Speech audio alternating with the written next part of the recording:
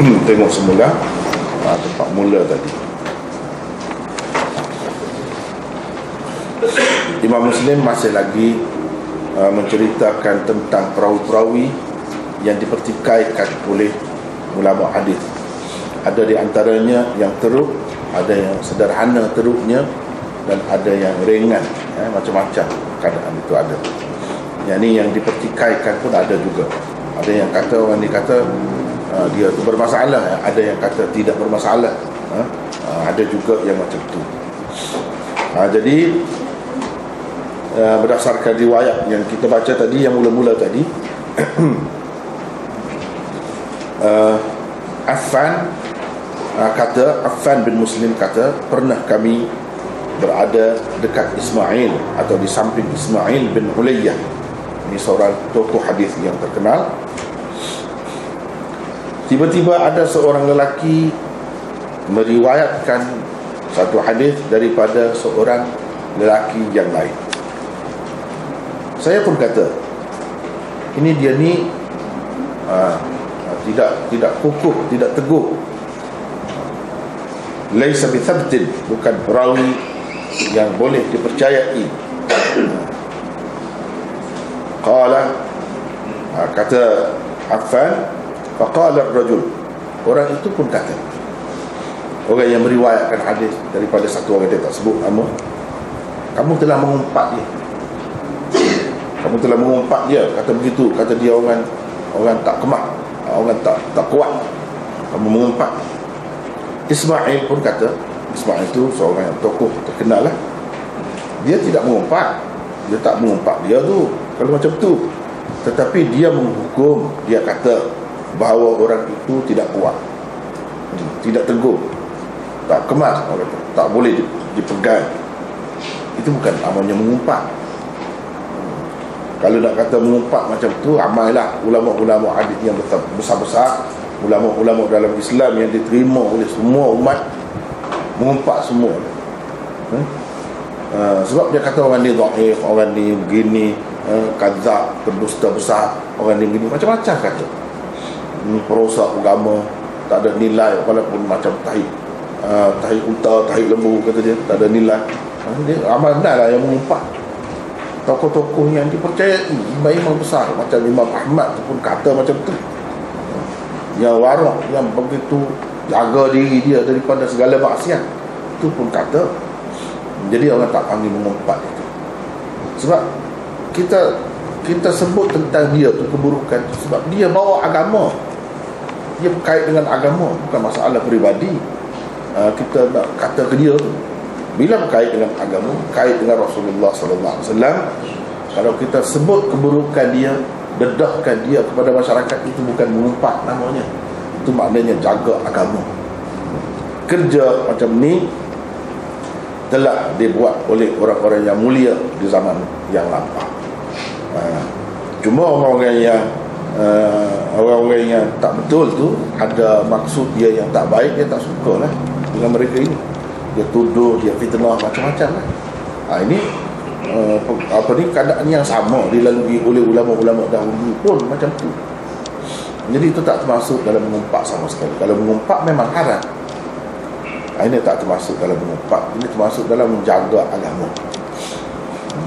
Kalau bukan hal agama pun, hal dunia, kita tahu orang ni jenis penipu, kita cerita kepada orang lain dia ni penipu untuk jaga saudara-saudara kita yang lain daripada ditipu oleh dia. Itu bukan mengumpat ni, nama jaga kebaikan saudara-saudara kita. Itu hal dunia. Hal agama lebih lagi daripada itu, kena jaga.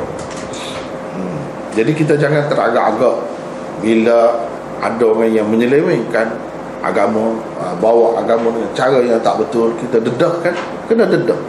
Itu menjadi tanggungjawab. Kalau tidak berdosa pula bahkan. Bukan nak dapat dosa dengan sebab kita sebut tu jauh, kita dapat pahala, tak sebut bahkan berdosa pula. Itulah kedudukan kita sebut tak baik tentang seseorang. Cuba tengok imam-imam besar seperti Ismail bin Ulayyah, dia kata itu bukan mengumpat, itu sebut hakikat seseorang. Sebut hakikat seseorang. Ini menjadi tanggungjawab ahli agama. Seterusnya, dalam riwayat seterusnya itu, Bishr bin Umar kata, saya tanya Malik bin Anas, yakni Imam Malik, tentang Muhammad bin Abdul Rahman yang meriwayatkan hadis daripada Sa'id bin Musayyab. Dia kata tidak thiqah. Ini tidak thiqah, tidak boleh dipercayai. Saya tanya dia tentang Salih Maula Tau'amah. Dia kata tak thiqah. Saya tanya dia tentang Abil Huwairith. Dia kata begitu juga, tidak thiqah. Yakni perawi ini tidak boleh dipercayai, tidak boleh dipegang. Saya tanya dia tentang Syu'bah, yang Ibnu Abi Dhi'b riwayatkan hadis daripadanya. Bukan Syu'bah yang terkenal di imam hadis, Syu'bah bin Al-Hajjaj itu bukan, ini Syu'bah lain. Syu'bah yang Ibnu Abi Dhi'b riwayatkan hadis daripadanya. Imam Malik kata itu tidak thiqah. Saya tanya dia tentang Haram bin Uthman. Dia kata tidak thiqah. Saya tanya Malik tentang kelima-lima orang ini. Mereka kata mereka semua tidak thiqah dalam hadis mereka, yakni periwayatan hadis mereka. Saya tanya dia tentang seorang lagi. Saya lupa nama dia. Dia tanya, Imam Malik tanya balik, kamu nampakkan nama ini ada di dalam kitab-kitab saya? Saya jawab, tak ada nampak. Tak ada, orang ni tak ada. Dia kata kalau dia thiqah, tentu kamu boleh tengok nama dia di dalam kitab saya. Saya tak sebut tu maknanya saya tak percaya lagi. Itu kata Imam Malik.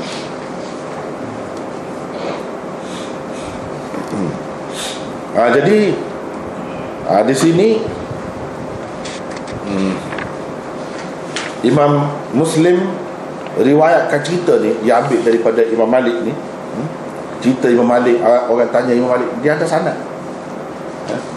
Bukan kita boleh percaya walaupun tidak berkenaan, bukan berkenaan dengan hadis Nabi ni. Tidak berkenaan dengan hadis Nabi. Cerita daripada seorang ulama, dia bawa sanad. Sebab kalau nak kata, boleh kata semua kata Imam Syafi'i kata, Imam Malik kata, orang ni kata, padahal tak kata pun. Jadi Imam Muslim ajar kita cara menyelamatkan diri daripada kena tipu. Macam mana kita kena dengan orang tu, kalau dia kata apa, mana sanad. Dan itu cara Imam Muslim buatnya. Bila dia tak sempat dengan Imam Malik, Imam Muslim tak sempat. Jadi dia nak kata Imam Malik kata begini, mesti ada saluran dia. Mana saluran? Saluran dia ambil daripada Abu Ja'far Ad-Darimi. Dia pula ambil daripada Bishr bin Umar. Dua orang baru sampai kepada Imam Malik. Bishr bin Umar itulah kata, dia sebut. Jadi kita boleh cek siapa Abu Ja'far Ad-Darimi, siapa Bishr bin Umar, satu-satu itu kita boleh cek. Kalau dia tu orang bagus, orang baik-baik, boleh terima. Kata-kata Imam Malik ni begini, kalau kita tengok dalam Muwatta Imam Malik tak ada. Jadi melalui saluran lain lah. Saluran, kalau betul, betul. Kalau tak betul, dakwaan saja. Itu kita panggil dakwaan saja. Tak boleh dijadikan hujah, tak boleh dijadikan bukti. Misalnya di sini Imam Nawawi yang mari kemudian dia buat, siapa Abu Ja'far Ad-Darimi? Nama Abu Ja'far ialah Ahmad bin Sa'id bin Sakhr An-Naisaburi. Dia thiqah, alim, sab, teguh, seorang yang kemas lah, seorang kemas, mutqin, kokoh ilmu, salah seorang hafiz hadis. Hidupnya habis dalam mencari hadis, hidupnya habis dalam mengembara ke sana sini untuk mencari hadis. Ini orangnya. Jadi semua kita boleh tahu. Cuma antara yang disebut oleh Imam Malik itu satu orang, iaitu Salih Maula Tau'amah. Itu sahaja yang kita dapati ada perbezaan pendapat ulama tentangnya. Yang lain-lain semua memanglah terima, memang begitulah, betul lah yang Imam Malik kata. Yang seorang ni ada kata tidak begitu. Tetapi ada asas juga yang Imam Malik kata tu, bukan kata dia ni kita kata beres semua lah, beres. Tidak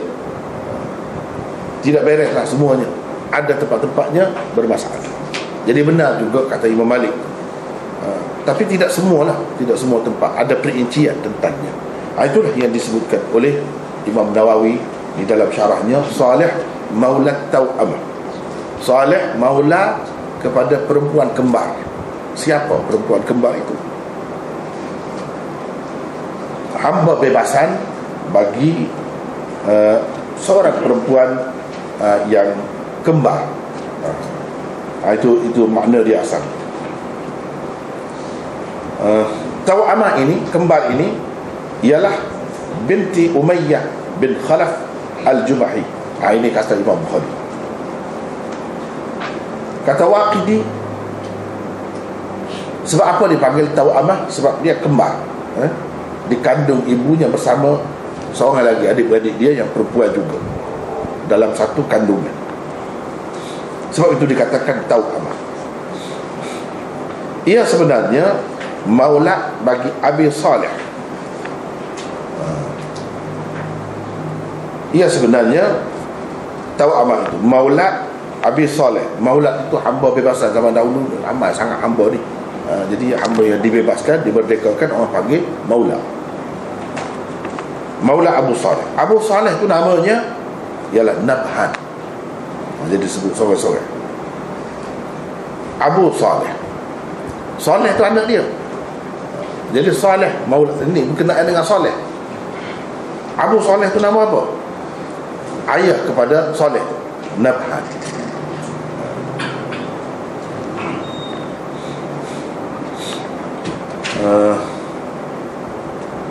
Habis kata qadhi. Kemudian dia kata Imam Malik hukum dhaif Salih maula Tau'amah, dan dia kata dia tidak thiqah. Ada orang lain yang tidak setuju dengan Imam Malik. Maksud tidak setuju itu tak setuju 100% lah. Bukan tak setuju langsung Imam Malik kata tu tak betul langsung. Tidak, tak setuju 100%. Ada orang lain yang tak setuju. Misalnya Yahya bin Ma'in kata Salih ini thiqah, hujjah. Kalau thiqah tu saja, dia belum tinggi sangat lagi, lafaz ta'dil yang boleh lagi ada masalah perawi itu. Tapi kalau kata hujjah, ini tinggi, boleh buat hujjah hadis dia tu. Jadi sudah ada perbezaan sekarang. Faqila, bila dia kata ini Salih maula Tau'amah ini thiqah lagi hujjah, maka orang kata kepada dia, Malik tak mau terima riwayat dia ni, macam mana? Dia kata, dia sebut sebab apa Malik tak mau terima, dan saya kata dia ni orang bagus. Sebab Malik hanya sempat dengan dia selepas dia tua dan nyanyuk. Itu sebab kata tidak thiqah, tak boleh dipercaya. Itu sebab yang Imam Malik berjumpa dengan dia, bertemu dengan dia, terima sesuatu daripada dia selepas dia tua dan nyanyuk. Bila nyanyuk, orang baik pun tak boleh nak pegang kan. Kau nak pegang juga, walaupun dia tu bagus, tapi dia nyanyuk, kita nak pegang juga sebab dia pernah bagus. Tahu dia macam tu kan. Begitu juga Sauri kata dia. Ini siapa? Kata Yahya bin Ma'in, tokoh ilmu rijal hadis. Begitu juga Sauri, dia hanya sempat dengan Salih tadi selepas dia nyanyuk. Dia adalah dengar beberapa hadis yang mungkarat. Bila nyanyuk ni kan orang cakap tak boleh nak pegang, tak boleh nak pegang. Dia banyak silap lah, banyak silap. Tetapi dia kata orang yang dengar daripada dia sebelum bercelaru fikiran dia tu, dia memang boleh pegang. Seorang yang sab, seorang yang teguh, kukuh. Kemudian ini tokoh lain pula kata, Abu Ahmad bin Adi kata, dia kata tidak mengapa Salih ni tak apa kalau orang-orang yang dengar daripada dia tu dengar dulu, peringkat dulu, anak-anak murid lapis dulu. Itu tak apa, kita boleh terima daripada mereka. Misalnya Ibnu Abi Dhi'b, Ibnu Jurayj, Ziyad bin Sa'ad dan lain-lain. Ini antara anak murid soleh di peringkat awal. Ketika dia masa tu belum nyayuk lagi, ketika dia masih muda, dia boleh pakai.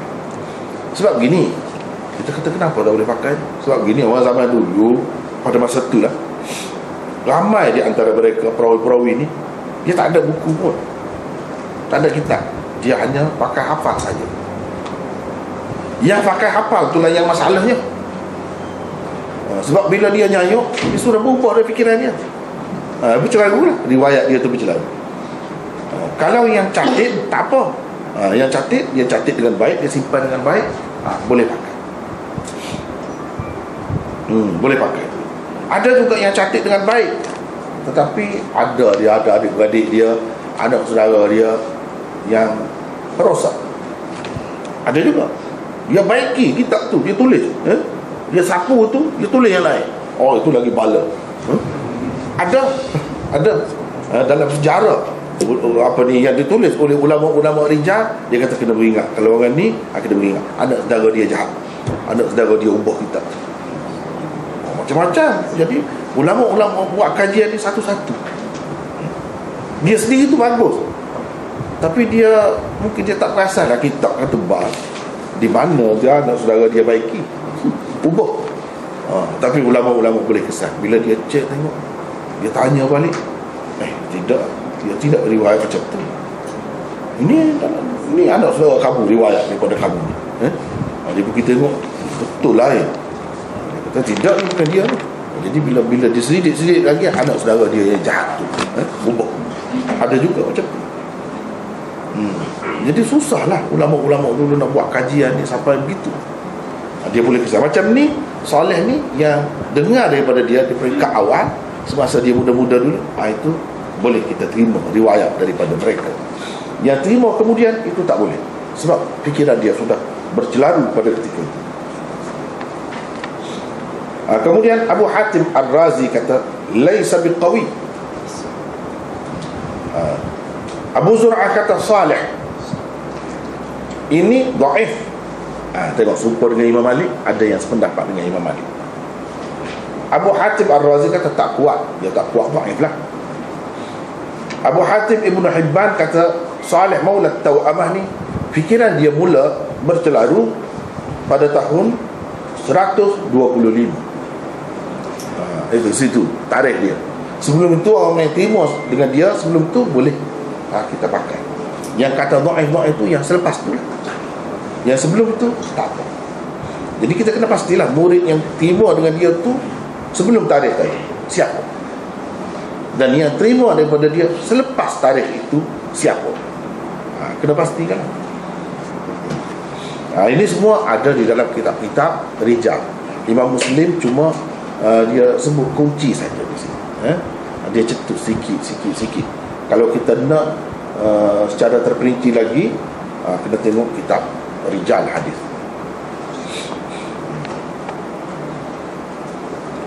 Jadi hadis-hadis dia yang kemudian bercelaru dah jadi bercelaru. Dan orang yang terima dengan dia selepas itu, selepas tarikh tadi, kita tak boleh pakai riwayat dia. Bukan kerana dia tu sendiri orang yang tidak baik akidahnya, tidak. Jadi sebab kepada dhaif ni banyak, bukan kerana akidah dia saja yang tak betul, yang rosak, bukan. Ada kalanya dengan sebab dia tu bercelaru fikiran dia, sudah nyanyi. Jadi kalau yang macam ni kita kena tengok. Kalau asal dia tu orang yang boleh diterima riwayatnya, kita kena tengok bila dia bercelaru tu startnya bila. Kita kena pasti. Dan itulah yang dilakukan oleh ulama-ulama kita dahulu. Yang Imam Malik kata Salih Maula Taw'amah ni tidak thiqah berdasarkan dia sendiri tengok. Dan dia sempat dengan Salih ni selepas ni tarikh ni. Jadi orang lain yang terima sebelum pada tu tak apa. Yang dia kata tidak thiqah ni selepas itu, termasuklah dia sendiri yang dia tengok macam mana Salih ni bercelaru fikirannya, dia sendiri tengok. Dia kata tu berdasarkan pengalaman dia sendiri.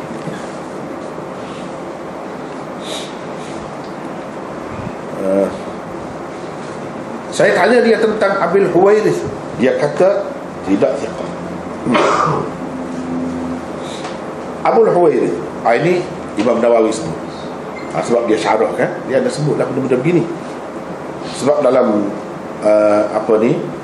matan dalam kitab Muslim yang asal itu, dia sebut gitu je Abul Huwairith. Apa pengenalannya selebihnya tak ada. Jadi tugas orang yang buat syarah, dia kena berjelas lah. Nama sebenarnya itu nama kunyah kan, nama panggilan dia. Nama sebenarnya apa? Sebab boleh jadi ada lagi orang yang pakai kunyah yang sama, nama panggilan yang sama, nanti keliru pula. Jadi kata dia Abul Huwairith yang Malik kata tidak thiqah itu namanya Abdurrahman bin Muawiyah bin Al-Huwairith Al-Ansari Al-Zuraqi Al-Madani. Itu namanya Abdurrahman bin Muawiyah bin Al-Huwairith. Abul Huwairith itu kunyahnya. Kata Hakim Abu Ahmad, laisa bil qawi 'inda, tidak kuat di sisi ulama hadisnya ini, tidak kuat. Tapi tengok, bukan Imam Malik saja kata, orang lain sokong kata begitu juga. Wa ankara Ahmad bin Hanbal qawla Malik annahu laisa bi thiqah. Imam Ahmad anda tidak setuju dengan Imam Malik sebab dia kata tidak thiqah. Ada perawi ini dipertikaikan. Ada yang kata supaya Imam Malik, ada yang kata macam lain. Dia kata Syu'bah meriwayatkan daripada dia, dan itu riwayat itu disebut oleh Bukhari di dalam tarikhnya, dan Imam Bukhari tak pertikai pun dia. Imam Bukhari tak pertikai pun dia. Kemudian dia kata Syu'bah kata panggil dia ni Abul Juwairiyah, bukan Abul Huwairith. Abul Juwairiyah. Kata Hakim Abu Ahmad ini yang kata begini, hadzal qaul, dia nukilkan. Kemudian dia kata ini keliru, bukan Abul Juwairiyah tapi Abul Huwairith. Abul Huwairith. Maknanya perawi ini dipertikaikan. Mana kalau mengikut Imam Malik, riwayat dia tidak sahih. Riwayat dia tidak sahih. Bagi orang yang terima tu pun, bila ada dipertikaikan, dia tak tinggi sangat lah. Paling tinggi pun hasan begitu lah. Riwayat dia paling tinggi pun.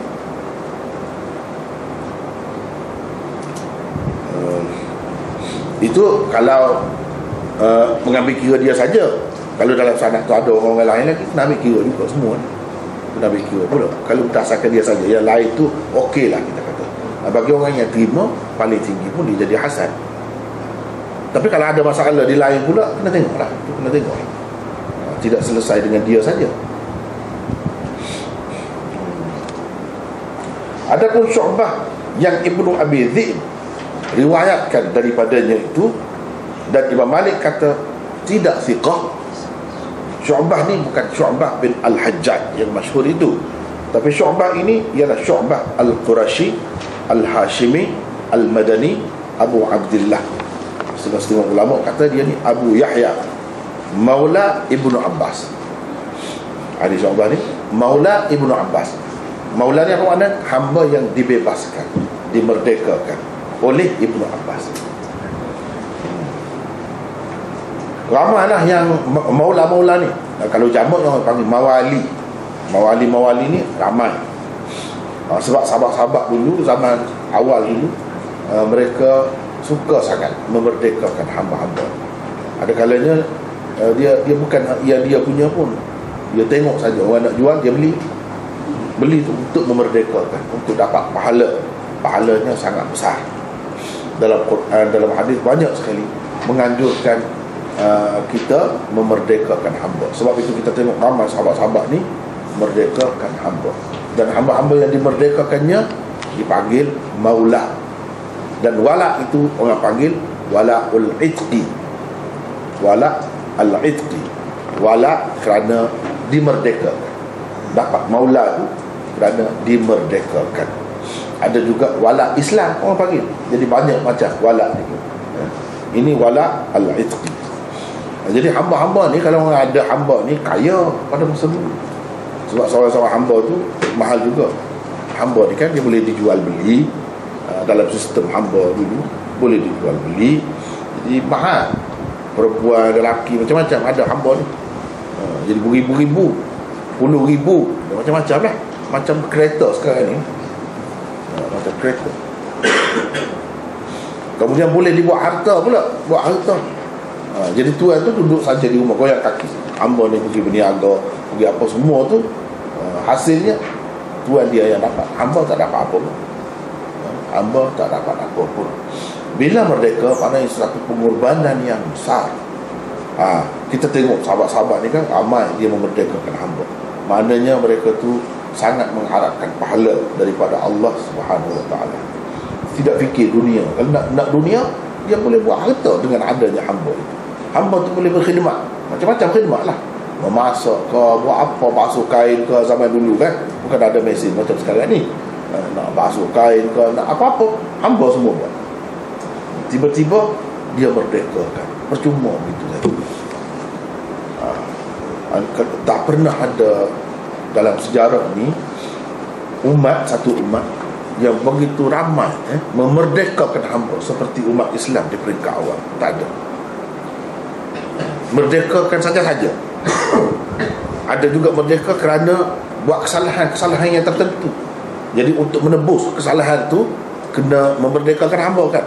Dalam Quran sebut beberapa kes macam tu, kena nak menyelesaikan dosa dia tu, menghapuskan dosa dia tu, bayar kafarah tu dalam bentuk memerdekakan hamba. Itu yang wajib, mesti.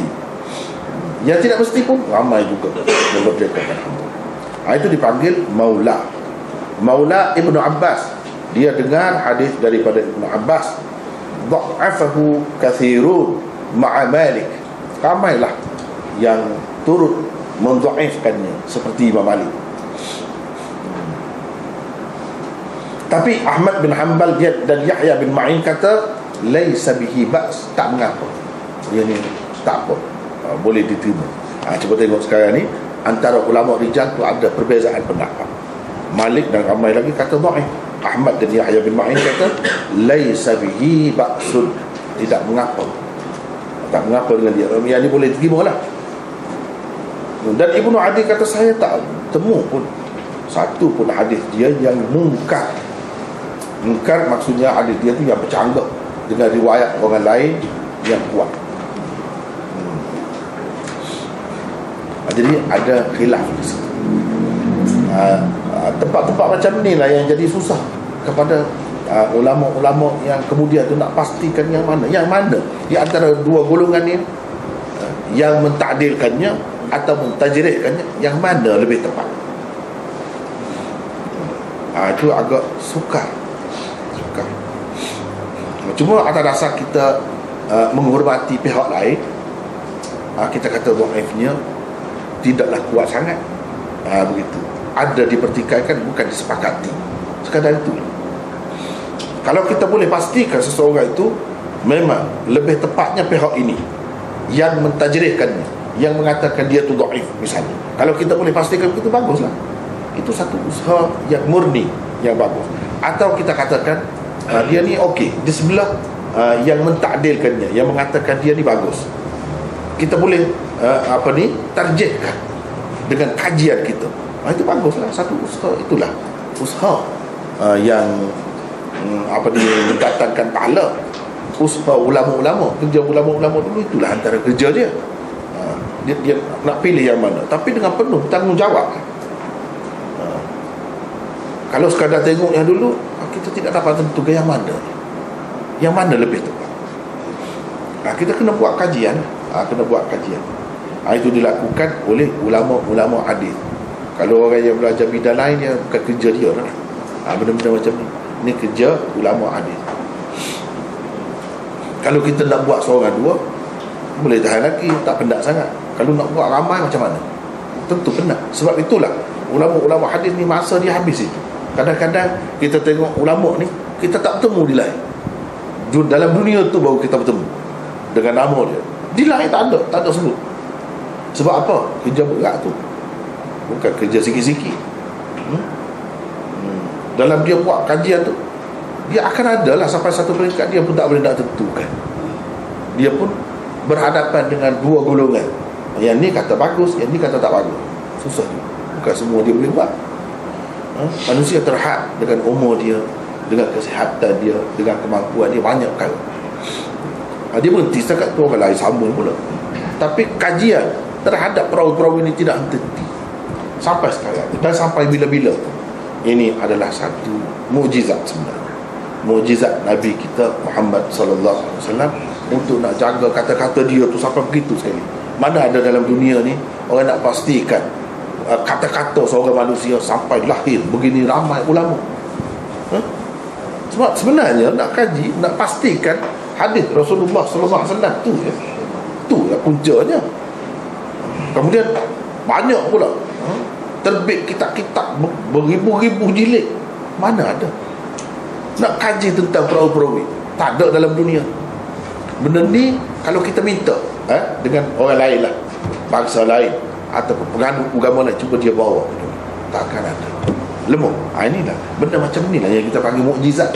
Tapi mukjizat itu nyata selepas Rasulullah sallallahu alaihi wasallam wafat, berkait dengan dia. Itulah suatu keistimewaan Rasulullah sallallahu alaihi wasallam yang tidak ada pada orang lain.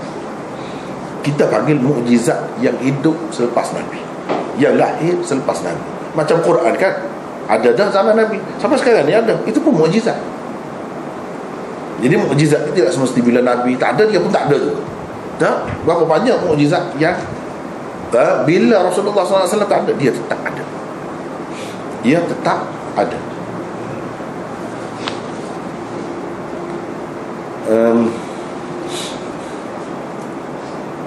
Adapun Ibnu Abi Dhi'b,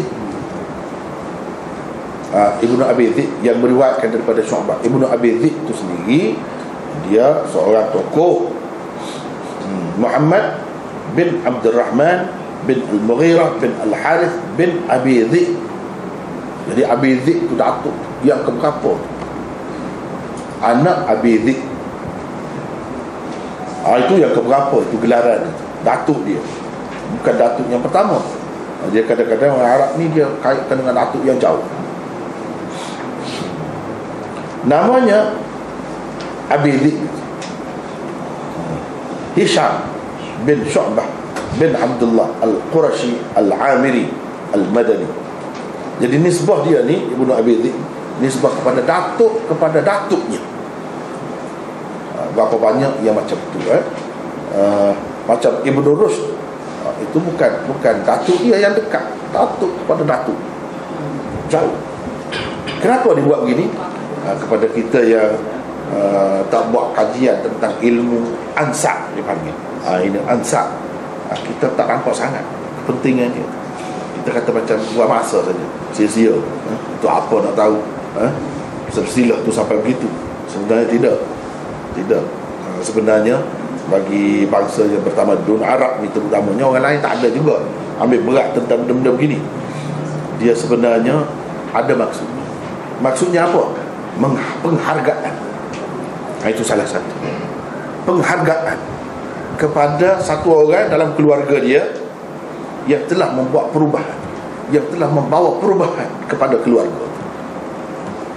Sebab satu keluarga ni kan, kalau kita tak ambil berat benda-benda ni, kita tak kisah. Nak jaga zuriat ini, salah satunya ialah dengan menjaga sadilah sifat-sifat yang mulia. Tak ada dalam keluarga tu yang tidak baik, yang baik saja. Baru dia jadi baik. Kalau kita kata ingatan kuat, ingatan tu jadi kuat sebab turunan dia lagi kuat ingatan. Kepada yang orang tak kisah sangat benda tu, dia tak kisahlah. Tapi macam kita nak bakar benda lain lah, binatang macam mana, atau tanaman, tumbuh-tumbuhan, dia perlu kepada bakar. Kalau bakar yang baik, baiklah. Arnab, kita kata arnab yang biasa dia kecil, tapi kalau arnab yang jenis lain, bakar lain, dia besar. Untuk apa? Dapat daging dia banyak lah. Itu kalau binatang dapat daging dia banyak. Kalau buah, ini kita banyak 10 biji baru sama dengan satu biji dia. buah pelam je besar ni, sama besar dengan buah nyo, buah kelapa misalnya gitu. Itu bakar lah, nak bakar. Jadi nak jaga bakar ni kena ambil kira benda-benda tu. Memang dia ada kesan, ada peranannya, bukan saja-saja. Jadi kalau dalam keluarga kita dikatakan datuk yang kelima, dia mula-mula bawa perubahan. Sebelum pada tu bukan apa, kaki main haji. Tu nenek kita pun duduk dalam hutan, rumah dia atas pokok. Sebelum pada tu nak sebut buat apa tu memalukan. Kalau nak sebut ni orang yang buat perubahan, dia alim kau misalnya, dia mula, dia daripada dia lah keluarga ni jadi sedar lena, senang jadi kaya raya, dia lah. Jadi kita tahu sejarah tu, tahu dan menghargai dia. Jadi suatu kebanggaan. Dan anak cucu ni jagalah. Jangan tak jaga. Kalau tak jaga, itu lagi daripada prinsip keturunan dia. Itu ni mula-mula merosakkan keluarga dia pula. Jadi masing-masing jaga. Itu ada faedah dia untuk satu keluarga. Ada je orang Arab dia jaga benda-benda macam tu. Tapi kadang-kadang yang menipu pengamal juga, yang menipu kan. Dia mengaku apa ni Sayyid lah, mengaku Syarifah lah, mengaku Habib macam-macam. Dia kata dia keturunan Rasul, padahal tidak pun. Bagi Syiah, kalau anak mutaah tu dia panggil Sayyid, jadi ramai benar lah keturunan Nabi. Sebenarnya dia nak menghina Nabi. Jadi Rasulullah ni layak dengan anak-anak zina ni jadi keturunan dia. Dia pergi ke situ. Macam-macam manusia. Kejahatan manusia ni kadang-kadang tak terfikir kita nak sampai ke situ. Dia nak menghina tu. Begitu. Jadi kita dia percaya, dia dakwa ialah kalau betul ya, kalau tak betul tak ada guna. Kalau betul pun, kalau bawa yang salah tak boleh diikut juga, tak boleh dipakai juga. Yang pentingnya kebenaran. Kebenaran itu yang ada di dalam kitab-kitab, cukup sekadar itu. Nak mendabik dada, nak mengangkat-ngangkat keturunan itu bukan cara Islam, bukan cara Islam. Dan bahkan ada bahayanya kadang-kadang, bahaya. Jaga keturunan itu bagus, memang itu ditekankan dalam ilmu ansab pun ambil kira benda itu memang besar peranannya. Tapi kalau lebih-lebih sangat, itu dah melampau lah. Dia jadi akan meninggalkan kesan buruk pula kepada masyarakat kalau tak kena gaya.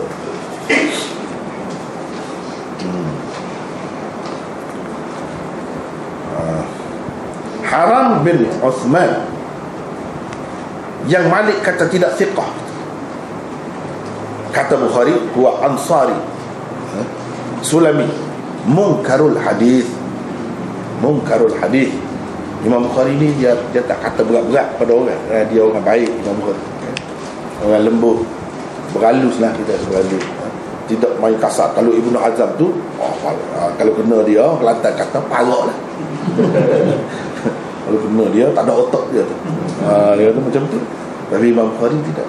Dia lembut cara. Kalau dia kata mungkarul hadis tu teruk dekat orang tu. Kalau orang lain kata itu ingat, dia teruk tu. Kalau dia kata begitu, mungkarul hadis, kalau mengikut istilah umumnya mungkarul hadis perawi dhaif yang riwayat dia bercanggah dengan perawi-perawi yang thiqah, yang kuat. Itulah mana bila sebut mungkarul hadis dia sendiri itu dhaif dah, tentu dah. Dan riwayat dia tu bercanggah dengan riwayat orang-orang yang kuat. Qala Zubair kana yatashayya, dia ni berfahaman Syiah. Meriwayatkan hadis daripada Ibnu Jabir bin Abdullah, kata Nasa'i huwa madani dhaif. Dhaif. Jadi betul. Seperti Imam Malik kata tu, boleh katakan umumnya mengiyakan, menerimalah apa yang Imam Malik kata tu. Saya tanya, kata ini perawi ni,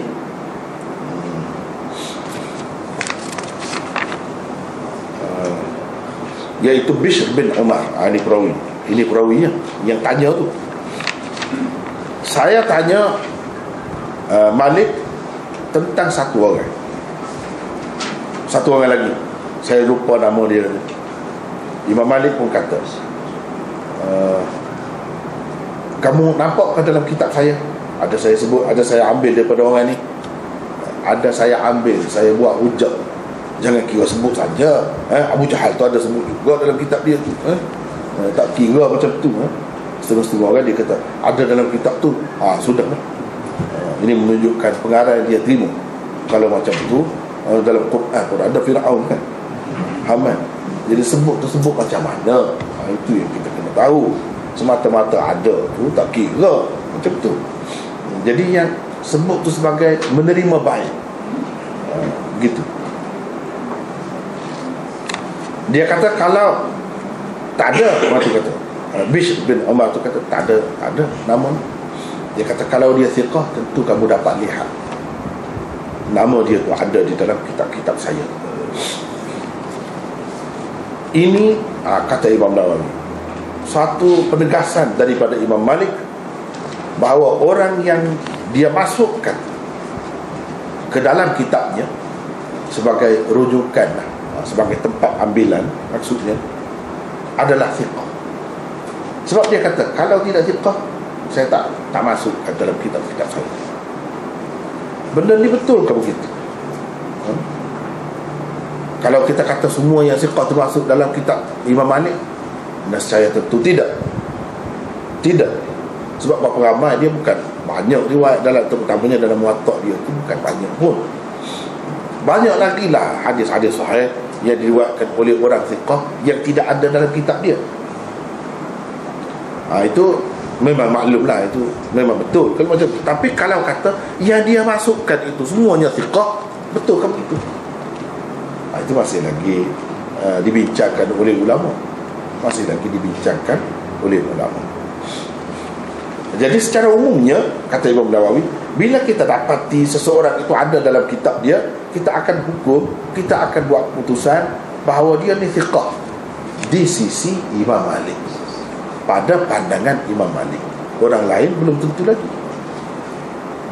Di sisi Imam Malik, orang itu adalah thiqah. Sekurang-kurangnya kita dapat buat kesimpulan begitu.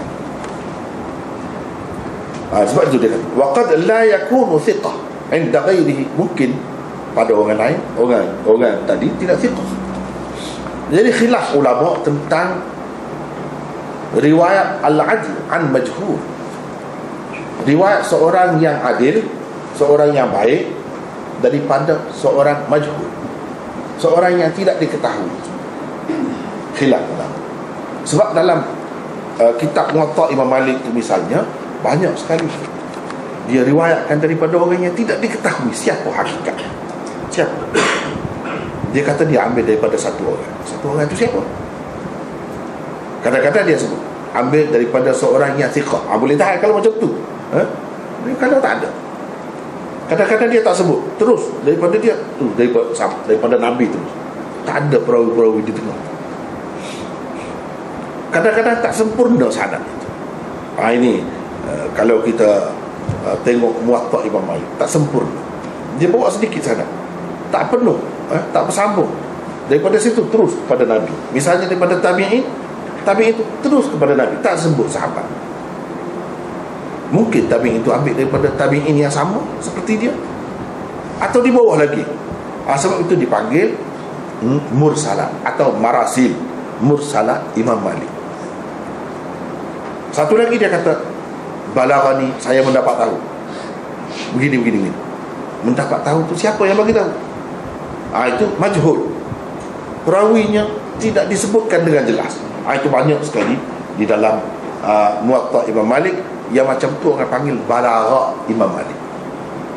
Balaghat Imam Malik. Jadi ulama khilaf tentang perawi adil tu macam Imam Malik adil, diambil daripada perawi yang majhul. Macam mana kita nak boleh terima ke tidak? Ulama khilaf dalam masalah ini. Tentang periwayatan orang adil daripada majhul, adakah itu berarti ta'dil daripada dia, daripada pihak dia? Apakah itu berarti Imam Malik mentakdilkan dia, mengatakan dia tu orang baik? Sebab kalau sebut nama, ialah tak kisahlah sebut nama, kita boleh tahu. Imam Malik kata kalau ada nama tu maknanya thiqah. Baik, kalau sebut secara umum gitu, satu orang itu tidak jelas namanya, majhul, boleh terima juga ke tidak? Atau tak boleh terima? Itu persoalan. Setengah-setengah ulama berkata itu bermakna ta'dil dari pihak dia. Bila Imam Malik kata satu orang saya dapat tahu daripada satu orang, dia kata begini-begini, orang ni, dia kata orang ni cerita begini, jadi orang yang pertama tu tidak jelas siapa. Kalau Imam Malik kata macam tu, Imam Malik tu orang adil, orang baik, kita boleh terima. Itu bermakna dia tak adil orang. Tetapi keadaan macam ni hanya berlaku kepada orang-orang yang hebat macam Imam Malik. Kalau orang lain, tak usah cakap lah. Orang tak akan terima. Hadis itu jadi dhaif. Hadis itu jadi dhaif. Sebab apa yang kalau Imam Malik ni dia kata begitu orang terima? Sebab orang sudah selidik, orang sudah periksa. Yang dia kata tu macam tu, tak sebut nama perawi yang tertentu, sebenarnya ada berdasarkan riwayat-riwayat yang lain, sanadnya lengkap dan semua perawi-perawinya adalah orang-orang yang baik. Akan kita temui macam tu, mesti ada. Sebab itu mereka percaya kalau Imam Malik tak sebut pun mesti ada. Itu mungkin kita boleh dapati melalui kitab-kitab lain.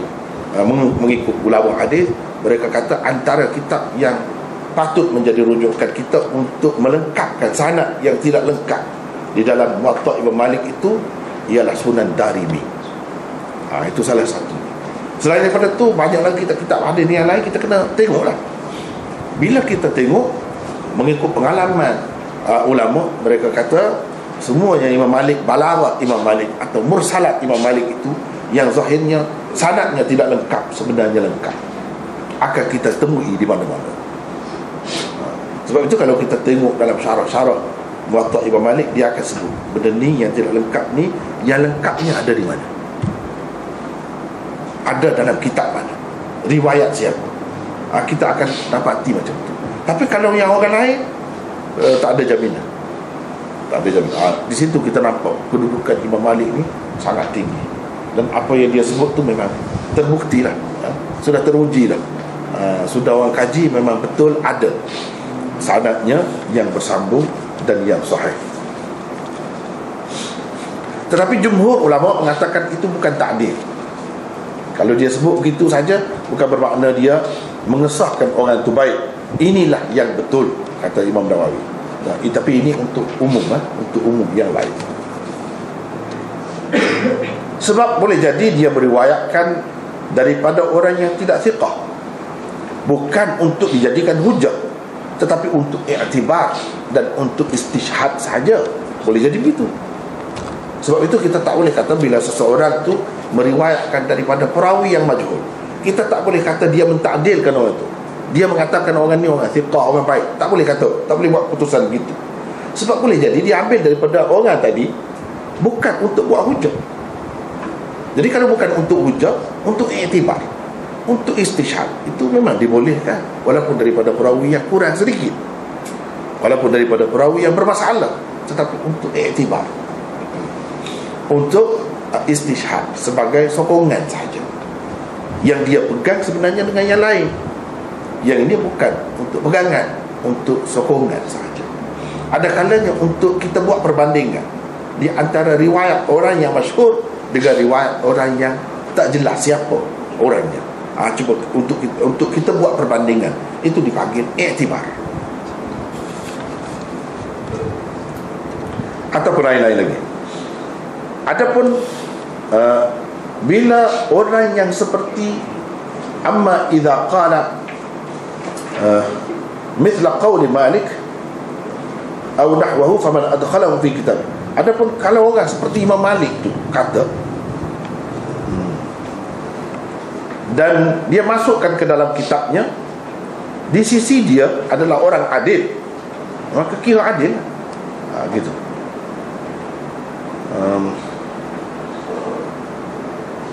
Adapun kalau seseorang itu kata akhbarani as-thiqah, orang thiqah cerita kepada saya.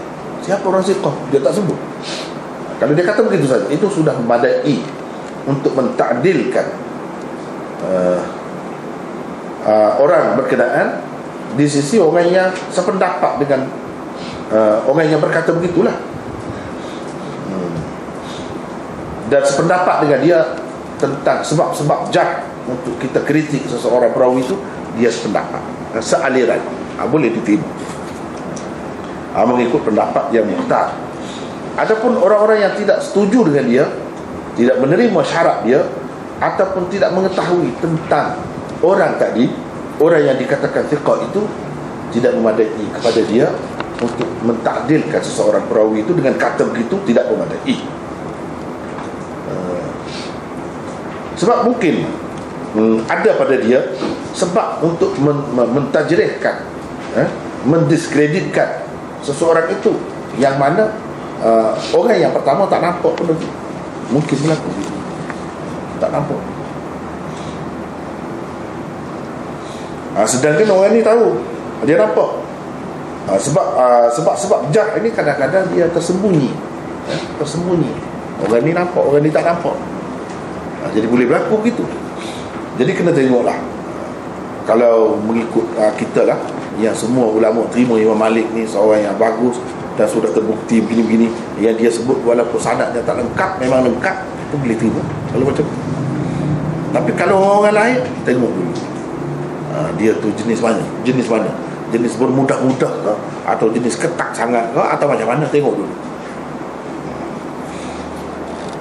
Sampai kita pastikan orang yang dibuang itu siapa. Misalnya riwayat Sa'id bin Musayyab, itu masyhur. Riwayat Sa'id bin Musayyab, kalau mursal dia itu dikatakan kuat.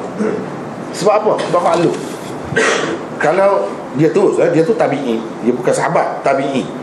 Bila dia kata, dia ambil, dia sebut dari Rasulullah SAW, kata terus Rasulullah, dia tak sebut sahabat. Jadi di situ putus. Orang boleh kata mungkin dia ambil daripada tabi'i seperti dia, bukan daripada sahabat. Kalau ambil, tentu ambil daripada sahabat. Bagi kita Ahlussunnah wal Jamaah, memang kita boleh terima lah, tak kisah, asalkan sahabat semuanya adil. Tetapi kalau orang yang dia ambil itu bukan sahabat, maka sepatutnya kena pastikan siapa orang tu. Mengikut kaedah ilmu jarh dan ta'dil ini, selain sahabat semuanya kita kena cek. Tak boleh terima buta begitu, tak boleh. Kena tengok dulu selain sahabat. Jadi kita tak pasti. Tapi kalau Sa'id bin Musayyab, ulama-ulama buat kajian, yang dia tak sebut, kalau dia tak sebut, mesti mertua dia, iaitu Abu Hurairah, sahabat dia kalau orang lain mesti dia sebut. Dia tak sebut, itu maksudnya begitu. Bila orang cek tengok, memang betul. Jadi mursal dia tu boleh dipakai, walaupun majhul, tak diketahui orang yang dia ambil tu. Nak kata dia ambil tu daripada Nabi, mana boleh, dia bukan sahabat. Jadi kalau kita dapat pastikan begitu, tak apa. Sebab itulah ulama-ulama, dia kadang-kadang dia mengutamakan mursalah atau marasil ulama yang tertentu lebih daripada yang marfu, riwayat orang lain, lebih dia terima lagi. Misalnya mursal Sya'bi, mursal Sa'id bin Musayyab, ini mursal yang dianggap kuat. Kalau perawi-perawi yang lain itu okey. Tapi kalau ada dalam sanad itu yang bermasalah, itu lain cerita lah. Kalau tak ada masalah, walaupun dia mursal, kadang-kadang ulama terjihkan daripada yang marfu. Itulah sebab dia tengok orang ni macam mana. Macam Imam Malik, berapa banyak dalam Muwatta tu sendiri yang dia riwayatkan secara mursal, tapi ulama letak dia begitu tinggi kitab dia, tidak pula jadi dhaif. Sebab kira hakikat dia, bukan kira zahir, kira hakikat dia. Setelah dikaji, terbukti semuanya bersambung, tidak putus.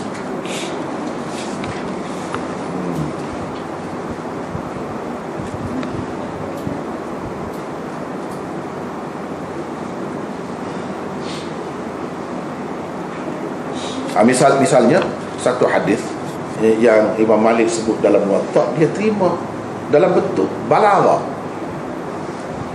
Balaghah Imam Malik, hadis masyhur, kita semua baca, kita semua pegang. Taraktu fikum amrain, aku tinggal kepada kamu dua perkara, kan?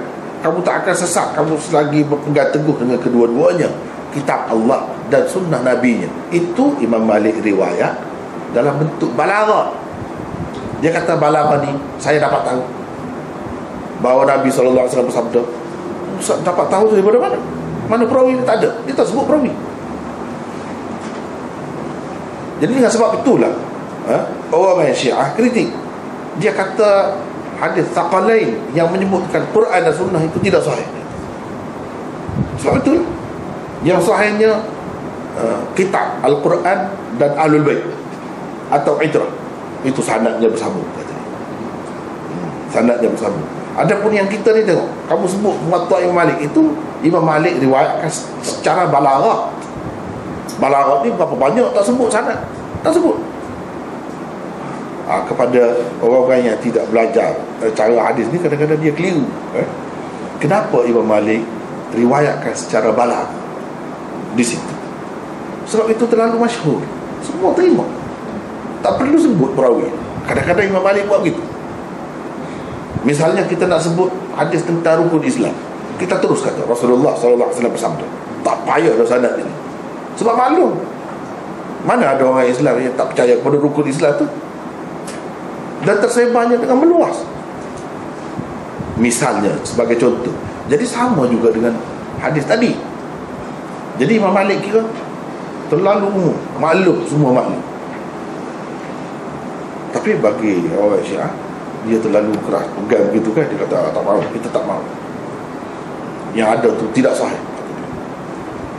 Kamu saja kata kamu sangka baik pada Imam Malik, yang sebenarnya mengikut kaedah kamu pun tak boleh pakai.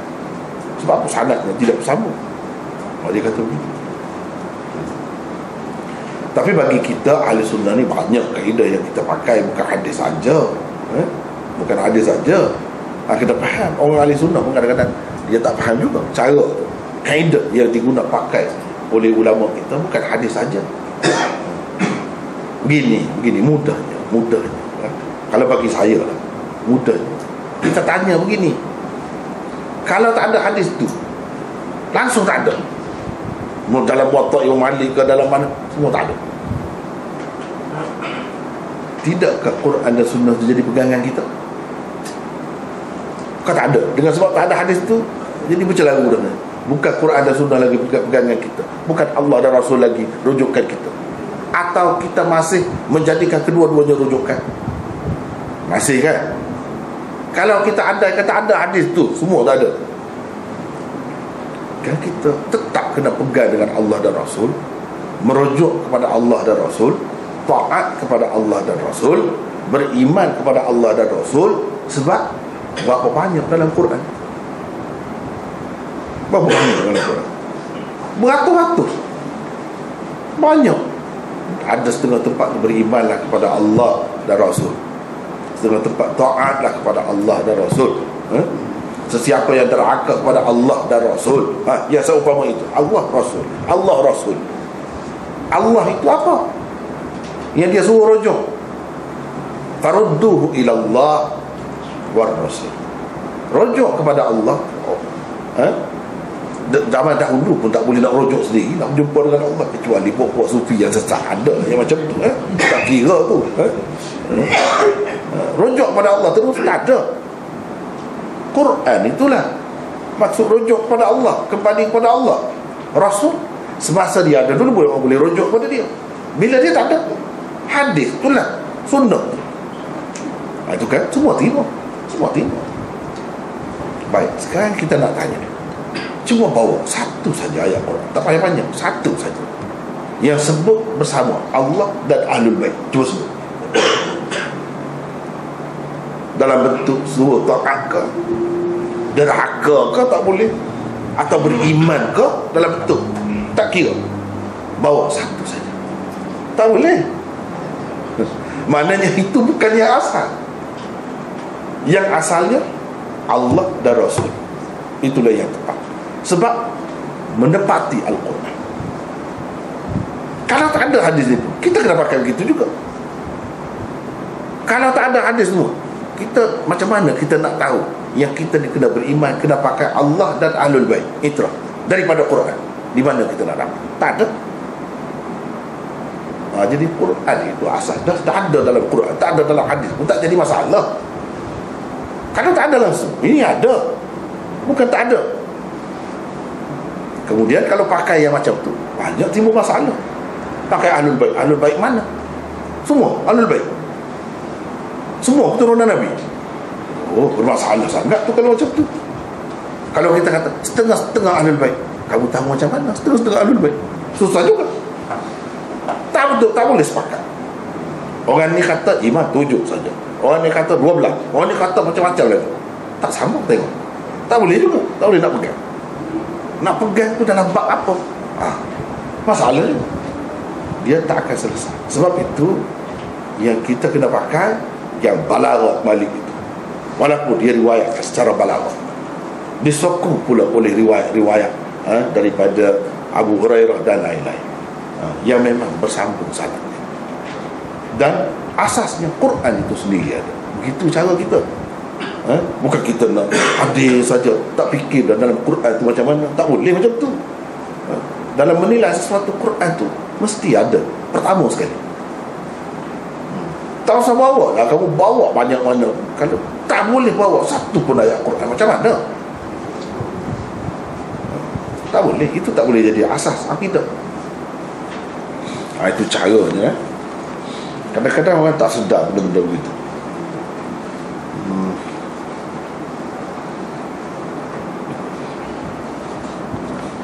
Seterusnya, Imam Muslim kemukakan sanad. Dia kata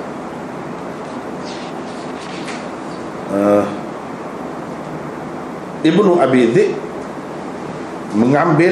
menceritakan kepada kami daripada Syurahbil bin Sa'ad, wa kana muttahaman. Syurahbil bin Sa'ad ini seorang yang muttaham, tertuduh. Seorang yang tertuduh, maknanya bukan seorang yang bersih. Ni ada masalah. Seorang yang bermasalah, dia sebut.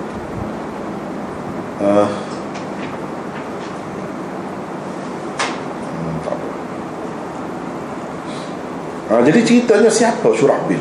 Orang hebat, orang yang mengambil riwayat ini daripada dia, orang hebat.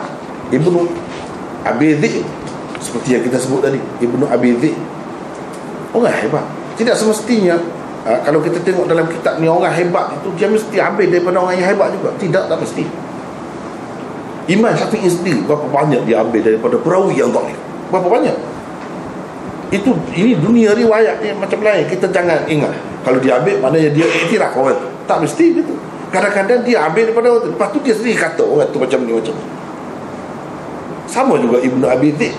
Sebab hadis-hadis ini tersebar melalui orang, individu, pada masa tu sebelum dibukukan.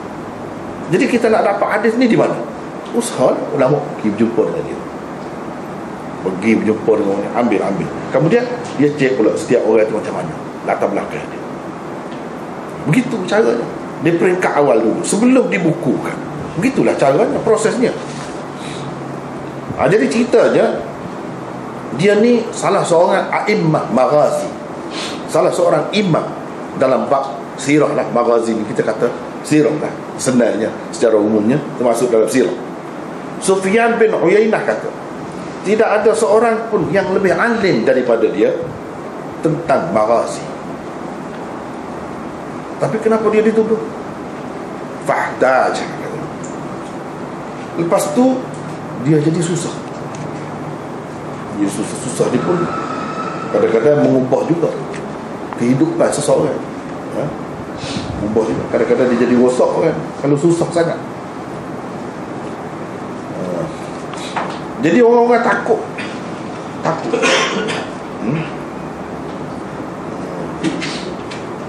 Wa kanu yakhafun idza jaa ila ar-rajul yatlubu minhu shay'an falam yu'ti ay yaqul lam yashhad abuka badra. Sebab dia ahli sejarah, ahli sirah. Orang-orang takut kalau dia pergi berjumpa dengan seseorang, dia minta apa-apa dengan orang. Kalau orang tak bagi, dia kata bapak kamu tidak hadir, tidak ikut serta dalam perang Badar. Habis. Takut orang. Sebenarnya dia nak duit. Dia nak duit. Jadi itu ada juga orang macam ni. Dia nak sesuatu. Kalau tak bagi duit, dia akan kata, dia buat cerita. Jadi cerita dia tu orang pakai sebab dia ahli cerita. Ada juga yang macam tu.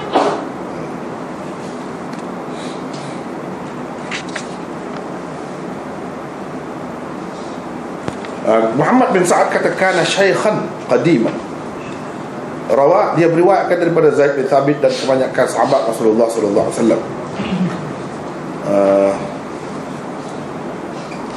Kemudian dia hidup lagi selepas itu sehingga bercelaru fikirannya.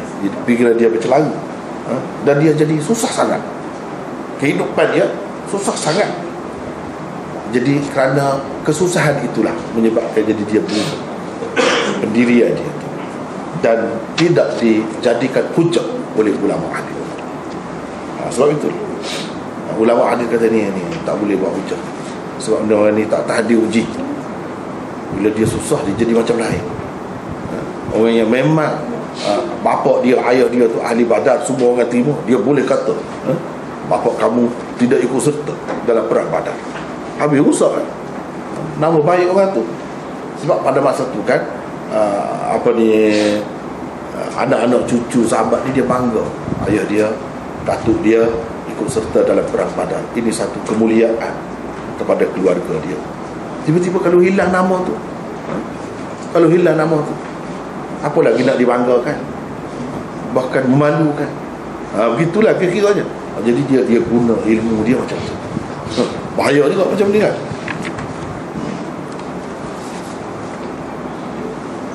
Jadi Ibnu Abi Dhi'b ada meriwayatkan daripada dia. Meriwayatkan itu tidak semesti nak buat hujah, buat perbandingan macam-macam lah. Kemudian nak bagi tahu kepada orang cerita ni punca daripada mana, kita boleh tahu lah. Kalau tak bawa daripada punca yang asal, orang tak tahu. Dia kena bawa lah, tak kira lah dia mengaruh ke dia macam mana, tak kira lah, bawa dulu. Lepas tu kita tengok lah macam mana. Jadi itulah yang dilakukan oleh ulama. Mereka ambil tak kira di mana-mana, lepas tu baru mereka selidik, periksa, dan tapis. Itu cara. Sebab itulah berlaku dalam kitab-kitab lama ni, ada riwayat yang dhaif, ada riwayat yang maudhu', ada riwayat yang sahih, macam-macam tu. Sebab dia kira kumpul dulu, lepas tu baru diperiksa. Tapi walaupun begitu, ulama-ulama dahulu dia bertanggungjawab. Sebab setiap cerita yang dia bawa tu, dia bawa dengan sanad yang lengkap. Dan kaedah sudah tersebar. Kaedah kalau sanad tak lengkap, jadi dhaif, tak boleh buat hujah. Itu sudah ada. Jadi mereka guna sebaik-baiknya kaedah-kaedah yang diterima oleh ulama-ulama itu untuk menilai hadis. Mereka bertanggungjawab. Adapun kalau macam zaman kita ni, bahaya. Sebab dia bawa sesuatu macam fakta yang tidak boleh dinafikan, ditolak. Sebab dan dia tidak bawa sanad. Dia ambil satu, pilih satu, dia sebut begini ceritanya. Ini bahaya sangat kalau macam tu. Sebab boleh mengelirukan orang.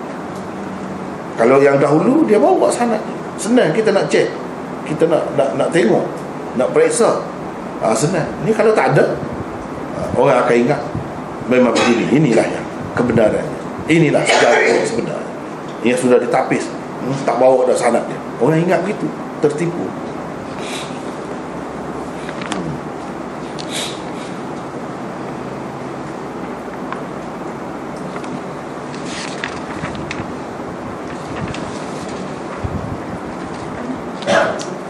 Kemudian Imam Muslim bawa pula satu sanad yang lain, cerita tentang Ibnul Mubarak. Ini Abu Ishaq At-Talaqani kata, saya dengar Ibnul Mubarak berkata, kalau diberi pilihan kepada saya di antara nak masuk syurga dan nak bertemu dengan Abdullah bin Muharrar, mana nak diutamakan? Masuk syurga sekarang ni, kamu boleh masuk syurga, atau kamu bertemu dengan orang ni, nak yang mana? Kata Ibnul Mubarak, saya akan pilih nak bertemu dengan dia. Sampai begitu sekali. Saya akan pilih nak bertemu dengan dia, lepas tu baru nak masuk syurga. Lepas tu baru nak masuk syurga. Tapi bila saya tengok dia, saya berjumpa dengan dia, tai lembu lebih saya suka lagi daripada tu. Ba'rah maksud tai lembu yang lembek, tai unta ke apa ke yang lembek, lebih saya suka lagi daripada dia. Kadang-kadang seseorang ni indah khabar dari rupa. Itulah dari jauh kita dengar macam-macam, hebat dia, bagusnya begini-begini, sehingga kita rasa nak bertemu lah dengan orang ni. Bila kita tahu hakikat dia, barulah tahu. Pernah dia satu ketika dia kata begitu, nak kenal sangat orang ni, nak bertemu dengan dia. Bila bertemu, barulah saya tahu. Tak nilai langsung, tai lembu yang lembek tu lebih baik lagi kepada saya daripada dia. Itu nak ceritanya. Keadaan perawi-perawi ni macam-macam, macam-macam. Kadang-kadang kita terpengaruh dengan dia. Macam kalau zaman kemudian ni ulama lah, orang alim, ustaz, macam-macam. Kalau kita tengok dia, cara dia bawa tu, tertarik. Ramai orang menangis kalau dengar dia cerita. Ramai orang menangis. Memang betul-betul lah nampak. Tapi bila kita selidik, tidak begitu. Itulah macam-macam kan. Orang sufi kita tengok kan, memang hebat lah, tak ada dunia nampak. Sehingga kita terpengaruh. Rupanya bila kita pergi, sesat rupanya. Misalnya contoh itu banyak berlaku. Jangan kita terpedaya. Mana kena selidik betul-betul.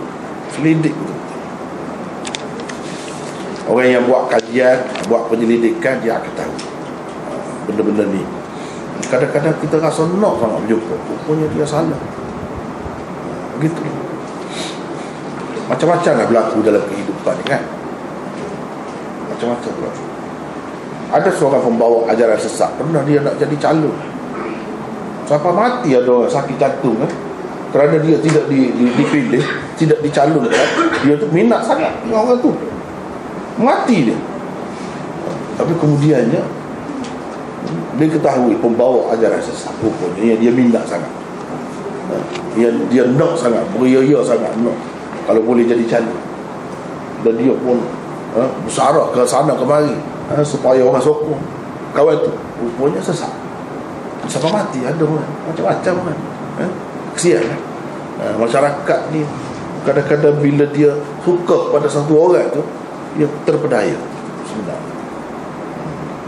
Dia terpedaya dengan zahir. Itu biasalah umum masyarakat, terpedaya dengan zahir, terpedaya dengan kata-kata, dengan cerita, dengan suasana sekeliling. Tengok orang menangis, dia kata hebat. Dia bukan boleh menilai yang sebenarnya. Itu bahaya semua. Ulama-ulama kita dia pergi sampai ke dasar, bukan tengok yang zahir.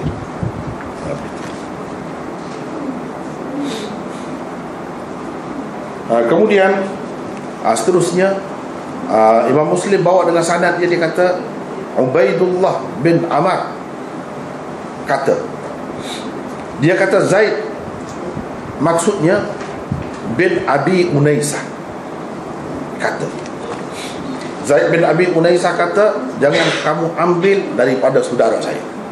Yang jangan ambil hadis daripada saudara saya. Orang lain mungkin tertipu, saya tahu, saya kenal dia, jangan ambil. Dia kata kepada orang ramai. Jadi macam nak berbalak pula, berkelahi pula dengan adik-beradik, memburuk ke adik-beradik. Tapi tak boleh. Dari segi dasar agama ni memang kena begitu. Kalau adik-beradik kita tak betul, tak boleh nak bela, tak boleh nak dokong dia, tak boleh kita nak bawa orang pergi berjumpa dengan dia, biar dia naik, tak boleh. Ini bukan masalah peribadi, masalah agama. Tengok dia cerita, dia kata jangan ambil daripada saudara saya. Saudara saya tu siapa? Dia tak sebut itu dalam sanad, dalam hadis yang berikutnya. Abdullah bin Ja'far Ar-Rabqi meriwayatkan daripada Ubaidullah bin Amr, katanya Yahya bin Abi Unaisah adalah pendusta besar. Jadi itulah yang dikata saudara saya itu maksudnya Yahya bin Abi Unaisah. Tadi kan Zaid bin Abi Unaisah, Zaid tu kata jangan ambil daripada saudara saya. Dalam riwayat satu lagi di bawah tu, orang lain kata Yahya bin Abi Unaisah ni rupanya kadzaban, seorang pendusta besar. Bila seorang pendusta besar, tak boleh nak ambil, patutlah adik-beradik dia kata jangan ambil pun. Kalau ambil juga bawa dalam masyarakat, jadi rosak.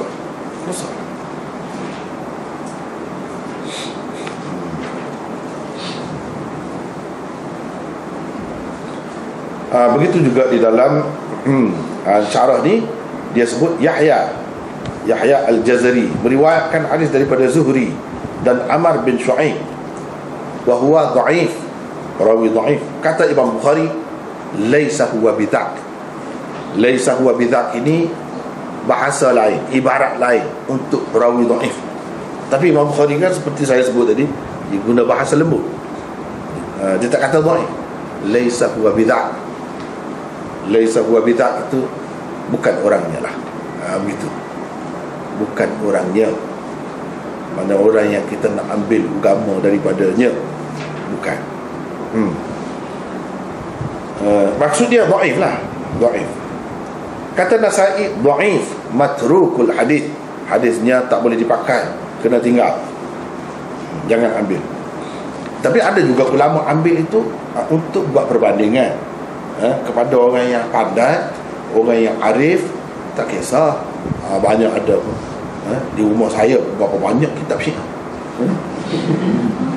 Kita kena baca, yang sesat pun kena baca. Tapi kita tahulah di mana dia silap, di mana untuk tahu, bukan nak pakai. Bukan nak pakai. Tapi kalau pada orang yang tak tahu, bahaya. Baca buku-buku ajaran sesat, bahaya. Kepada orang yang nak tahu, nak selidik, dia kena tahu. Sebanyak mungkin ada, itu lagi bagus.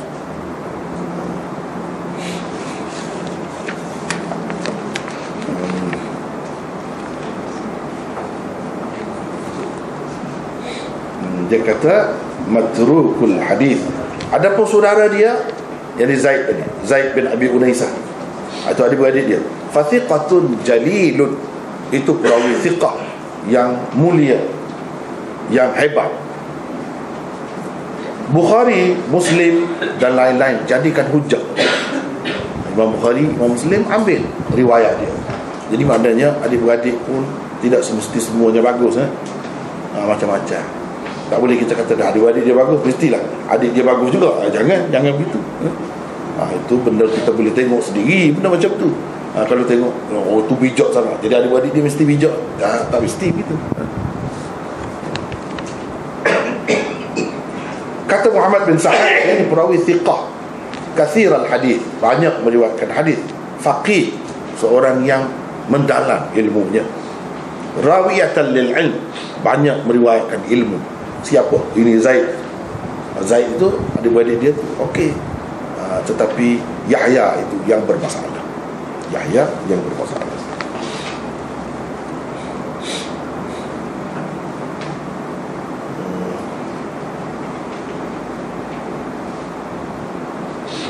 Kemudian seterusnya Imam Muslim bawakan lagi riwayat daripada Hammad bin Zaid. Katanya disebutkan Farqad di hadapan Ayyub. Pernah ada orang sebut nama Farqad di hadapan Ayyub. Yani Ayyub ni Ayyub As-Sakhtiyani, seorang ulama hadis yang besar, hebat. Dia kata, bila orang sebut dia pun kata, Farqad ini bukan ahli hadis. Inna Farqadan laisa sahib hadis.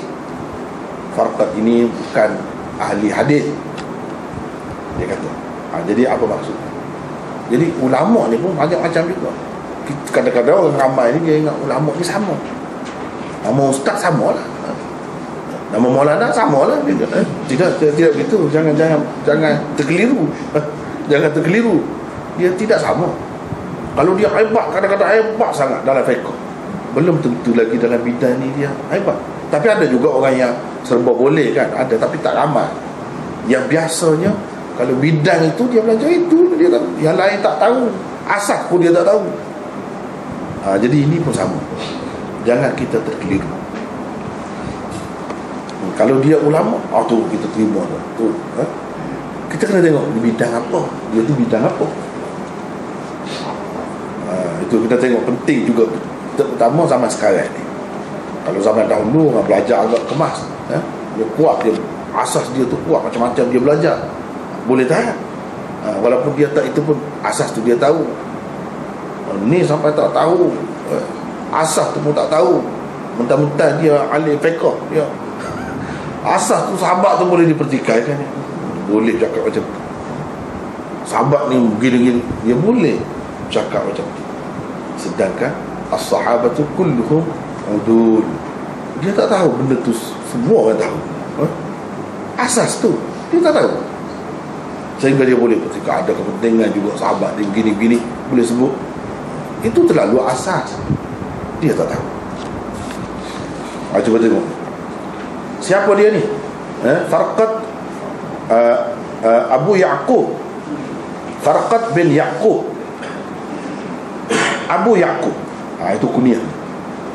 Seorang tabi'i, abid, ahli ibadah. La yuhtajju bi hadithihi 'inda ahli al-hadith. Tidak boleh dijadikan hujah hadisnya menurut ahli hadis. Ulama-ulama hadis tak boleh pakai dia, walaupun dia tu kuat ibadat, warak, kuat ibadat ni. Oh, zaman dulu kuat bukan macam zaman sekarang. Kuat ibadat ni berpuluh-puluh tahun. Kalau malam ni dia habis Quran, mesti dia habis Quran. Begitu kuat ibadat, habis Quran dalam sembahyang. Dalam sembahyang tu dia baca Quran sampai habis tiap malam. Masa mana nak tidur kita tak tahu lah. Begitulah. Kuat, ahli ibadat. Tidur sikit dah, selebihnya ibadat, sembahyang, buat itu, buat ini, zikir itu, zikir ini, banyak lah. Baru orang panggil abid. Kalau tidak, biasa-biasa lah. Biasa-biasa. Kenapa ulama hadis tidak jadikan hujah padahal dia ni orang abid? Abid ni kalau sekarang ni orang sufi lah. Orang sufi, abid. Sebab likaunihi laysa san'atan, sebab hadis bukan bidan dia. Jadi soal bidan ni penting juga kita kena tahu. Orang ni ahli ke tidak? Kalau kita pakai umum, dia alim, semua yang dia cerita kita tak pakai. Teruk macam tu, saya tengok dah. Teruk tempat kita ni. Dia sebut macam-macam. Hadis yang dhaif tak tahu mana, tapi maudhu' pun dia bawa. Bukan bawa tu untuk mengingatkan orang, tidak. Memang untuk pakai, dia sendiri pun pakai. Dia sendiri pun pakai. Misalnya dia sendiri buat hujah benda tu, padahal tidak boleh dijadikan hujah. Misalnya sambil berzikir tu menari-nari, kononnya ada hadis. Hadis apa? Ada hadis apa? Apa cerita tak tahu. Pakai borong gitu, pakai umum gitu. Ni ulama yang cakap tu. Susah. Jadi orang ramai apa dia tahu. Itu penting. Bidan ke tidak? Bidan dia ke tidak?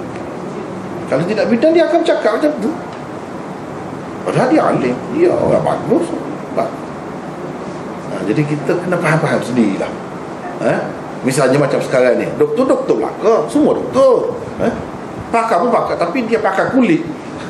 Kita nak pergi berubat dengan dia jantung, mati macam tu. Kena faham benda ni. Mati kita. Dia pakar, betul pakar, tapi pakar kulit. Kita penyakit kita ni jantung. Macam mana nak pergi berubat dengan dia? Dia makin pakar, makin dia lupa benda-benda lain langsung tu. Dia buang dah.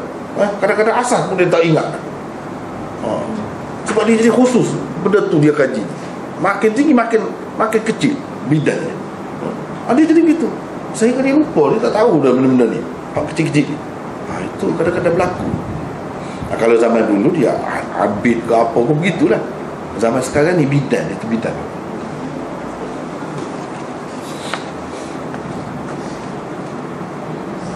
Keadaannya seperti yang telah kita sebut dahululah, kata Imam Nawawi. Yang Imam Muslim sebut dah dahulu, lam nara fis salihin fi syai'in akdzaba minhum fil hadith. Tak ada golongan yang paling kuat berdusta dalam masalah hadis ni daripada puak-puak abid ni, puak-puak sufi ni. Banyak cerita-cerita karut ni daripada mereka ni. Ini dalam Muslim juga kita sudah baca. Jadi ini pun masuk gitu juga, sebab dia terlalu sangka baik. Dia ingat orang ni baik macam dia. Dia nampak orang tu bagus, warak, cerita hadis pula, jadi dia percaya tu. Dia nak cek, dia bukan ada masa pun, dia sibuk dengan ibadat dia. Jadi ulama-ulama besar ni yang hebat-hebat ni, dia kadang-kadang tak nampak buat ibadat kan, sebab dia sibuk dengan benda lain. Kalau nak sibuk khatam Quran setiap malam, macam mana nak baca kitab? Macam mana nak buat kajian? Sebab tu dia boleh tepat, dah jelas apa-apa maklumat dia, sebab dia kaji. Yang ni tidak, dia tak ada masa. Kemudian dia terlalu betul sangat, betul bendut. Dia ingat orang ni baik macam dia semua. Sedangkan tidak begitu. Kalau ulama-ulama hadis, dia teliti. Dia tidak mudah tertipu dengan zahir. Dia tidak tengok zahir, dia tengok hakikat. Perjalanan hidup seseorang, itu yang dia tengok. Bukan tengok yang dia tayangan di depan tu, bukan macam tu cara. Kemudian rasanya kita setakat itulah. Banyak lagi, InsyaAllah setakat itu. Wallahu a'lam.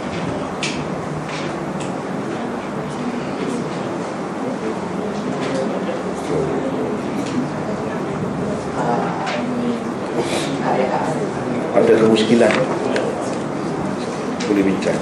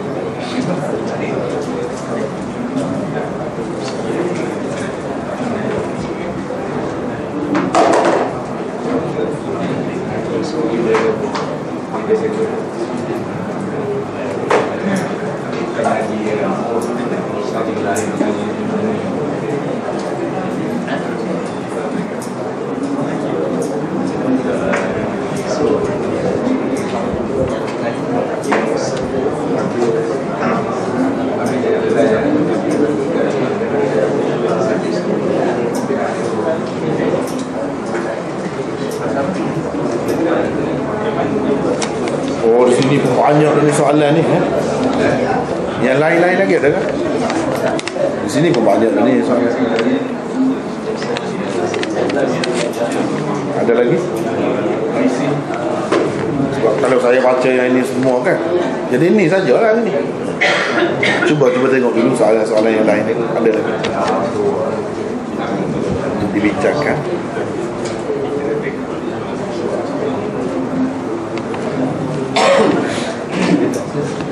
Baiklah, sementara tu saya pilih-pilih ya sini ya. Sebab nak baca semua pun tak sempat saya rasa. Banyak soalan. 8 soalan. Saya pilih-pilih ya. Saya cuba berdakwah kepada ahli tarekat untuk berzikir-zikir yang maksud, tapi dia sebaliknya membalas bahawa manakah sanad zikir itu. Meskipun saya mengatakan dalam kitab hadis, maknanya ada lah begitulah. Apa kebeza sanad di dalam hadis dan tarekat? Begitu. Jadi kiranya dia nak sanad itu sanad tarekat lah. Begitu. Ini berdasarkan fahaman dia lah yang silap lah. Mana bagi dia, kalau zikir itu yang ada sanad, saluran dia baru sah. Mana keutamaan dia ialah pada sanad dia tu, kumpulan dia. Mana tak ambil kira yang disebut itu zikir siapa, daripada siapa, dia tak kira, tak mahu sanad lain. Ini salah satu bentuk penyelewengan.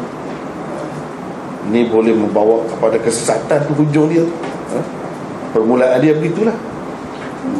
Tak sepatutnya berlaku begini.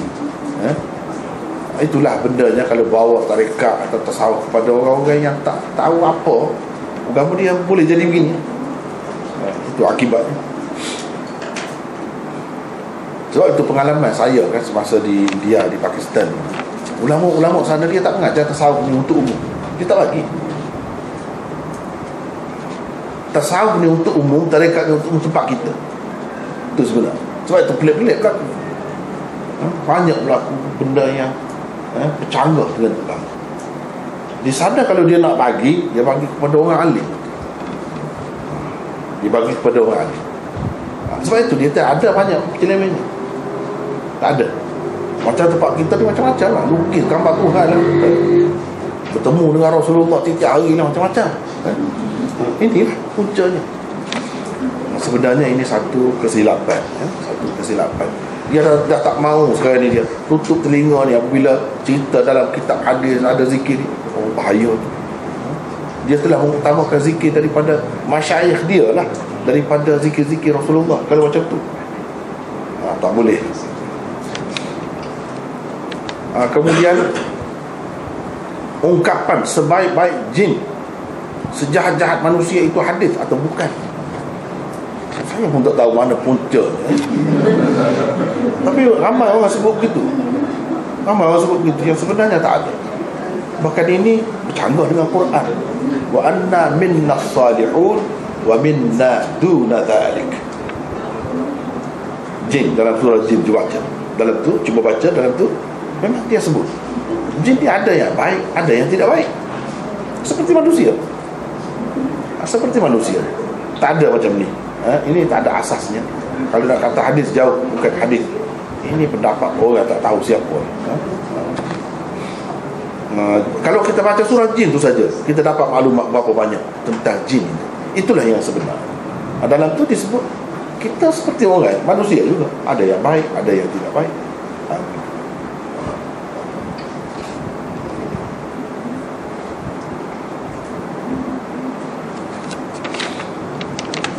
Kemudian, benarkah siapa membaca surah Ad-Dukhan pada malam hari 70,000 malaikat memohon ampun baginya? Kita beringat, kalau fadail tentang kelebihan surah-surah ini, ulama bagi peringatan.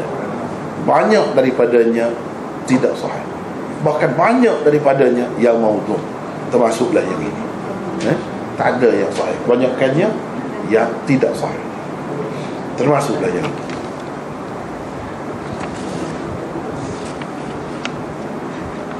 Apakah membaca doa selepas azan ketika selepas iqamat itu maksudnya? Selepas azan, selepas iqamat?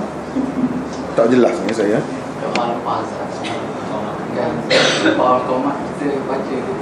Oh, kalau lepas azan itu memang ada.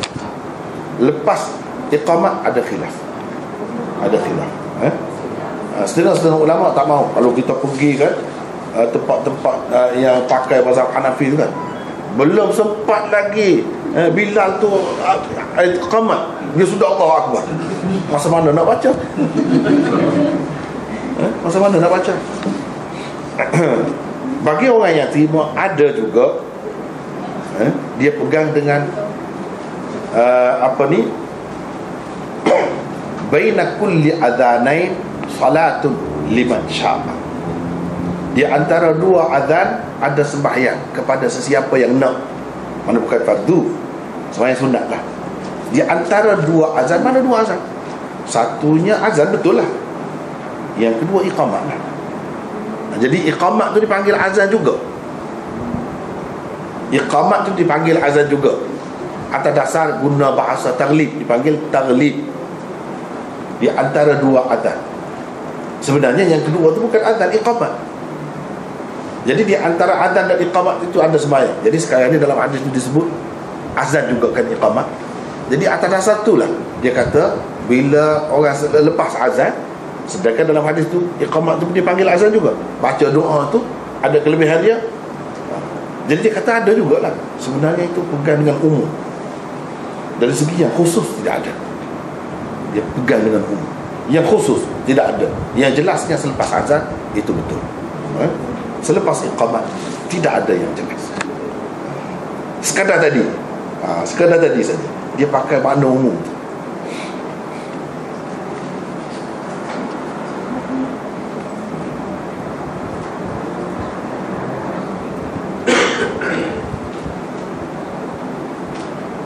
Jadi rasanya sekadar itulah di sini ya. Kalau ada yang lain-lain lagi, tak ada. Ya. Ada ada tak berani. Mana ada ni engkau tidak. Dia kata jika orang mati dibacakan Fatihah di kepala dan baca Yasin di kaki. Adakah di muka? Memang tak betul. Mana ada? Dalam riwayat mana ada macam tu? Tak ada, dia tak berani. Tak berani. Tak berani. Tak berani. Oh, tak berani. Tak ada. Itu riwayat muka. Ya, lagi? Kenapa?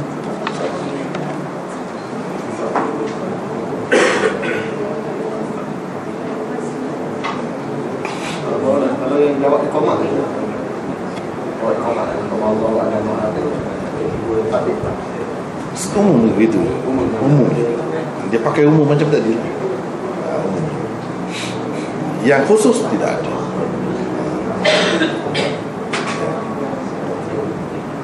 Berkenaan dengan sanad sufi tadi, ada ke yang sahih yang berzikir beribu-ribu tu?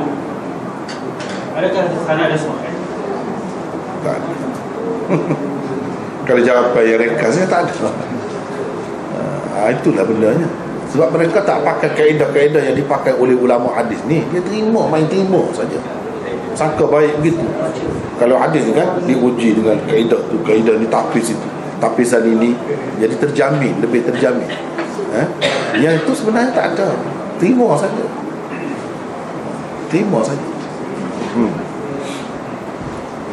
Jadi tak boleh nak pegang itu. Kenapa yang ada macam ni, cermat ni, teliti ni, ada begitu banyak penapis ni, kita tak mahu pakai pula. Dan yang ni yang Rasulullah pula tu nak pakai yang tak tahu di mana. Itu tak patutlah berlaku. Lagi? Dalam hadis saya cakap istighfar Nabi 70 dengan 100 kali Nabi. Ada Ustaz cakap ini dalil dia kita tak istighfar lebih dari 100 kali. Tidak. Mana kalau mana sesuatu lebih daripada mana kita istighfar berzikir lebih 100 kali, 1000 kali itu kita tidak. Tidak. Tak termasuk dalam itu. Itu termasuk dalam yang terbuka. Kecuali kalau dia sebut secara khusus. Dia suruh kita misalnya lepas maya tu kan subhanallah 33, alhamdulillah 33, Allah akbar 34, itu lain. Kalau yang sebut macam tadi tentang istighfar itu nak cerita kalau banyak bagus, lebih daripada itu pun tak apa. Dia sebut sekurang-kurangnya, dia sebut sebanyak tu. Mana kalau sebut lagi boleh sekurang-kurangnya. Dalam hadis ada sebut sekurang-kurangnya sebanyak tu yang dia istighfar. Maknanya kemungkinan lebih tu ada lagi. Kalau kita nak istighfar lebih daripada itu, tak apa, boleh, termasuk dalam umum tu. Tapi kalau yang disebut secara khusus, jangan. Kita kena ingat, kalau kita buat pandai-pandai jadi macam ubat lah. Jadi doktor sudah tentukan kita sebanyak ni, kita nak pandai-pandai, tak boleh. Kalau vitamin pun tak boleh, misalkan ubat kan, nak lebih-lebih sangat, memudaratkan. Apa ni, ya setengah-setengah orang tu dia kata apa salahnya kalau yang 33 tu kita buat 100. Dia pakai umum juga. Bukan begitu. Masalahnya Rasulullah SAW ajar kita supaya subhanallah, alhamdulillah itu berturut-turut, ada mualatnya. Kita panggil mualat. Kalau kita buat lebih daripada 33, nak kita baca, nak kita ucapkan alhamdulillah tu sudah terpisah, tidak ada mualat. Sedangkan ada kalanya ubat ini dia perlu terus. Pada masa ini gini terus. Kadang-kadang di situ dia silap, dia tak faham di situ. hikmat di sebalik kenapa Nabi SAW kata 33. Kalau kita baca 100, dia sudah jadi terpisah, tidak ada mualah. Nak dapat khasiat itu, nak dapat kelebihan itu, dia kena dengan kaifiat dan sifat-sifatnya yang tertentu. Itu yang kita kena faham. Sepatutnya setengah-setengah dia kira lebih saja, bagus tu. Tidak begitu. Tidak semua perkara tu lebih tu bagus. Kalau doktor kata 1 biji, kita kata 2 biji lah, sebab ini doktor bagi untuk kita juga. Memang kita sakit jantung pun misalnya, kita nak pandai-pandai, tak boleh, bahaya tu macam tu. Jadi kita kena faham begitu. Kecuali kalau yang umum, macam yang umum, la ilaha illallah wahdahu la syarikalah, misalnya itu, itu sebanyak mana benda baca tak apa, sebab disebut secara umum. Semakin banyak baca semakin bagus. Gitu. Macam surah Fatihah, kalau baca lepas sembahyang kan doa. Biasa yang kalau dah hadis kan baca istighfar, la ilaha illallah wa syarikalah, Allahumma barik kursi. Tapi kami kalau kita tamat Fatihah itu kira sunnah ataupun itu termasuk dalam perkara khilaf lah. Perkara khilaf ada dalam setengah-setengah riwayat tu ada, setengah-setengah tak ada. Sebenarnya masalah zikir selepas sembahyang ni banyak. Kita seelok-eloknya kita pilih. Jangan buat tetap satu keadaan begitu, sebab Rasulullah SAW tidak buat tetap.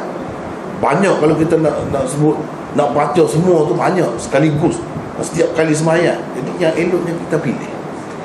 Kecuali kalau yang dia kata yang ini baca setiap kali lepas sembahyang, jadi kita kena utamakan yang itulah sepatutnya. Yang dia tidak sebut sebagai begitu, cuma ada sebut ini pun lepas sembahyang juga. Jadi kita baca kadang-kadang. Kita kena pilih-pilih, itu sebaik-baiknya. Ya, ada pun tertib gini kita baca, itu dibuat oleh orang kemudian sebenarnya. Bukan tertib itu ada nas yang telah. Kecuali macam tadi lah, subhanallah dulu, alhamdulillah, itu tertib itu memang jelas. Melalui hadis kita dapat lihat. Kalau yang umum ni baca ini itu tidak ada sebenarnya. Tertib itu. lepas tu kalau kita wirid time tempat bayar kita nak keluar tu, kita istighfar subhanallah, itu kira wirid ataupun tidak? Ataupun wirid kita duduk wirid? Tidak syarat. Tidak syarat duduk sambil berjalan dulu. Kalau kita daripada tempat bayar nak keluar ke parking kita, boleh. itu kira wirid tak lah? Wirid. Tidak kata syarat duduk di situ. Tidak syarat.